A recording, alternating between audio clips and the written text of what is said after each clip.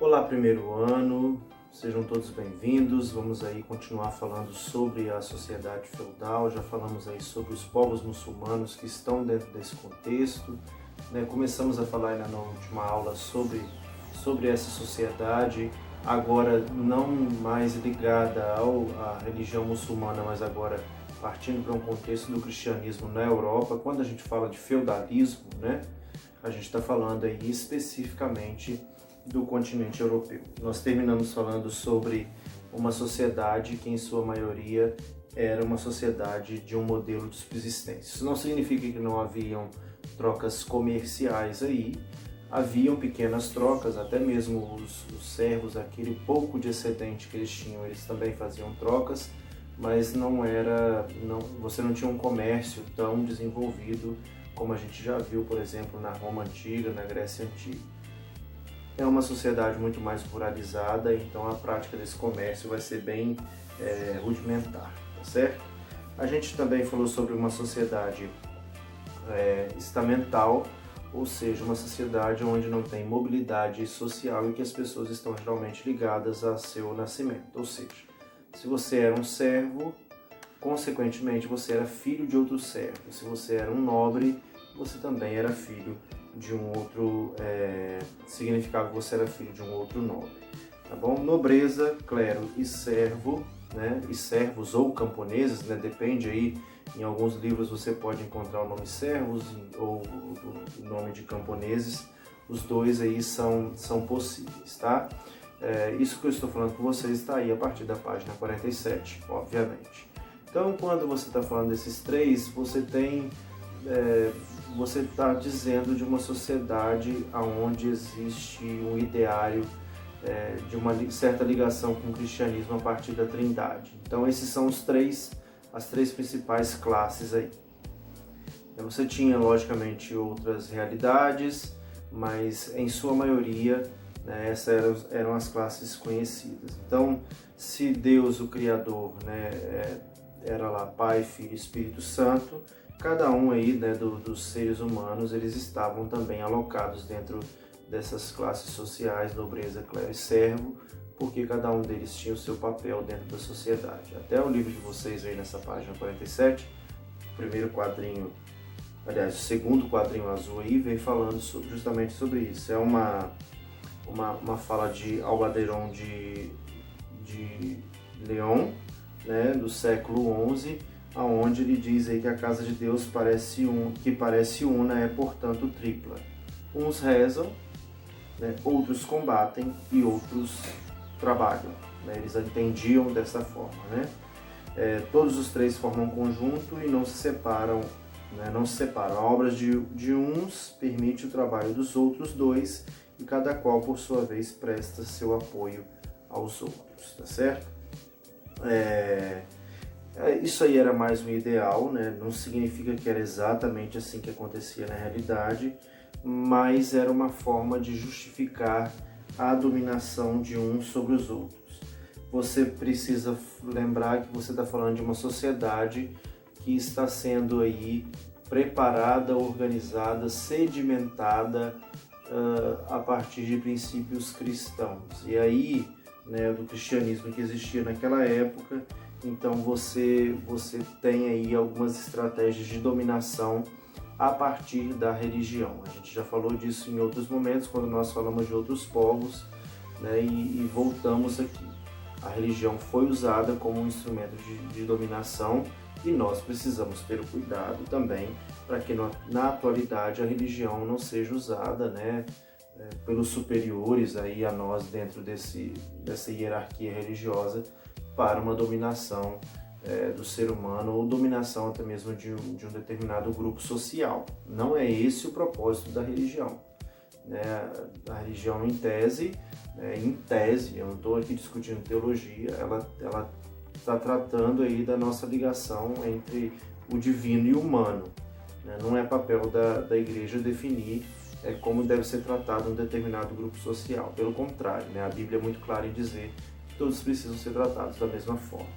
Então a gente está falando dessas três classes sociais, a gente precisa falar, né? A gente já falando aí da igreja, os oratores, né? Que era o clero aí, eles tinham o domínio do sagrado, eles tinham essa ligação entre o homem e Deus, né? Eles é que faziam a interpretação correta daquilo que a Bíblia dizia. Então, aquela ideia de que, né, hoje, por exemplo, nós temos uma Bíblia, a gente pode ler essa Bíblia e a partir daí, a partir da nossa vivência, a gente interpretar a palavra de Deus, né, e assim por diante. Naquela época não era assim, a igreja que fazia isso, né, e ditava aí o que era certo e errado, né, os conceitos de moralidade, né, os valores que deveriam ser ensinados. Era a própria igreja que dizia isso, né? Quem seria eu, professor, naquela época, para dizer o que era certo ou errado? Quem devia dizer era a igreja, e aquilo que a igreja dizia era uma verdade absoluta. Além disso, a gente tinha os belatores, que eram aí os guerreiros ou os nobres, né? A gente precisa destacar aí. Eles estavam aí responsáveis pelo serviço militar da época. Então eles não eram somente donos do feudo, mas eles estavam intimamente ligados aí às guerras, né, ao serviço militar. Então, até o livro de vocês traz uma informação interessante aí, que esses senhores feudais, né, eles trabalhavam aí também para os senhores feudais e para a igreja.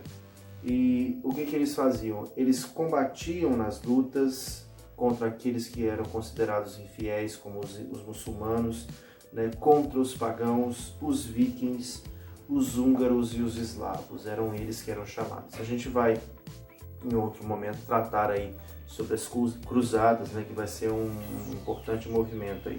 Esses guerreiros, muitos deles são aí, né, estão trazendo uma herança do Império Carolíngio, né, na sua maior parte, onde você tinha justamente esse serviço militar sendo oferecido aí aos nobres, mas você vai ter também um outro grupo que vão ser os cavaleiros, né?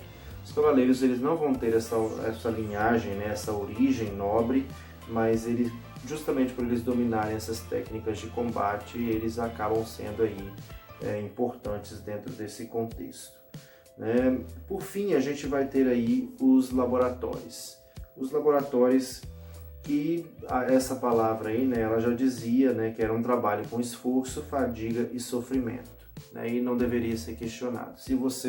Se eu nascesse lá naquele período como servo, eu não poderia questionar aquilo que Deus definiu para mim. Ele me chamou para trabalhar ferrenhamente, para ter fadiga e sofrer, e eu precisava ser grato por ele ter feito isso, né? A gente sabe muito bem que hoje em dia a realidade do cristianismo não é essa, tá? O cristianismo entende, né, de uma forma geral, que todo homem é capaz de crescer e de se desenvolver economicamente, né, e de ter aí o seu próprio dinheiro, ter o seu próprio negócio, enfim. O ser humano, ele é capaz e ele precisa ser apoiado nesse projeto que ele tem. Tinha ainda, né, os servos e tinha o vilão. O vilão, ele era um camponês livre, né, de uma forma geral. Mesmo que ele perdesse as terras, ele recebia aí, né, uma parte de terras de um senhor e pagava aí algumas obrigações a ele e tinha liberdade de abandonar isso aí quando quisesse. Era diferente do servo, que era preso à terra, né? O vilão, ele podia sair, mas o servo ficava ali, preso à terra. Ele não tinha escolha, ou ele ficava ali, ou ele não tinha nem o que comer. Tá bom? O servo era o principal trabalhador aí. Essa ideia de servo também tá muito ligada àquela lenta passagem da escravidão, né, para a servidão. A gente percebeu isso quando a gente falou do Império Carolíngio, né? A gente fala aí, né, desses escravos no Império Carolíngio recebendo casas e terras para cultivar, né, naquele período lá que a gente chamou de colonato. A gente até falou sobre isso na aula passada, quando a gente falou aí das origens romanas, né, e das origens germânicas aí, do período medieval. Precisavam pagar, né, alguns tributos, né? Antes da gente falar desses tributos, eu preciso falar do coletivismo que existia, né? Ou seja, tudo aquilo que era produzido era para todo mundo. Aquilo que era produzido dentro do feudo, né, tinha lá o seu castelo, né, tudo que era produzido dentro do feudo era para alimentação daquele próprio feudo. As pessoas, tudo era para o bem coletivo de todos. Então, os nobres trabalhavam para o bem coletivo de todos, eles protegiam, né, os castelos, mas também protegiam os servos. O nobre estava ali trabalhando, digamos assim, para que os seus servos tivessem alimento e também para que ele tivesse aí, né, como apoiar aí o serviço militar, né, dos belatores. E você vai ter a igreja que vai estar à disposição de toda a sociedade. Então todo mundo ali tinha, né, uma função e era uma função coletiva. Né, algumas obrigações precisavam ser pagas, né, e isso aí é importante a gente destacar. A gente vai ter aí a corveia, ou seja, o camponês aí deveria trabalhar né, de 2 a 5 dias nas terras do seu senhor. A gente tinha o formariate, que era um tipo de imposto que se pagava. Quando a gente fala de obrigações, tá, da Idade Média, a gente está falando de imposto. Era um tipo de imposto que era pago, né, quando o servo se casasse. A gente vai ter as banalidades, que era aquilo que o servo pagava por tudo que precisava usar naquele período. Então, se ele precisasse usar um moinho, se ele precisasse usar uma enxada, se ele precisasse usar o lagar, o forno, qualquer coisa, ele tinha que pagar. Cerca de 20% aí daquilo que ele tinha, né, servia para poder pagar aí essa obrigação. A gente vai ter também a talha, né, parte da produção aí era entregue, né, ao senhor feudal, talha, né, justamente, né, dividida ao meio aí, então metade ia para lá. Então você já tinha as banalidades que já consumiam 20% daquilo que o servo produzia e mais a talha, mais 70%. A mão morta era um imposto que era pago quando alguém ia receber, ia suceder o pai, né, na posse de algum manso, né, manso serviu ali. Então, se morresse alguém, precisava pagar, porque, afinal de contas, o servo ele é enxergado ali como um instrumento de trabalho, tá bom? No fim das contas, pessoal, cerca de 80% daquilo que era produzido pelo servo ficava com o senhor feudal. Bom, a gente vai encerrando por aqui. Vocês têm uma atividade para fazer, fiquem de olho nessa atividade, tá bom? Eu aguardo vocês na próxima terça-feira. Um forte abraço e tchau, tchau.